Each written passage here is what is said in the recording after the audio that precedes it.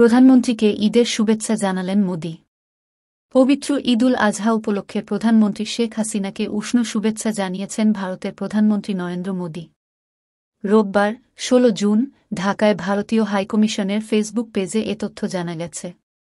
শুভেচ্ছা জানিয়ে শেখ হাসিনাকে পাঠানো চিঠিতে মোদি লিখেছেন, উৎসব আমাদের ত্যাগ, সহানুভূতি ও ভ্রাতৃত্বের মূল্যবোধের কথা মনে করিয়ে দেয়, যা একটি শান্তিপূর্ণ এবং অন্তর্ভুক্তিমূলক বিশ্ব গড়তে অপরিহার্য। চিঠিতে মোদি ঈদুল আজহাকে বহুসাংস্কৃতিক ঐতিহ্যের অবিচ্ছেদ্য অংশ হিসেবে বর্ণনা করেছেন। এছাড়া শুভেচ্ছা বার্তায় শেখ হাসিনার সুস্বাস্থ্য ও মঙ্গল কামনা করেছেন ভারতের প্রধানমন্ত্রী। আগামীকাল সোমবার ১৭ জুন মুসলমানদের অন্যতম ধর্মীয় উৎসব পবিত্র ঈদুল আজহা পালিত হবে।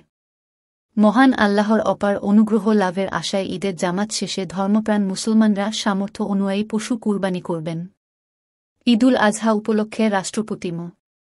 শাহাবুদ্দিন ও প্রধানমন্ত্রী শেখ হাসিনা দেশবাসীসহ বিশ্বের সকল মুসলমানদের শুভেচ্ছা জানিয়েছেন।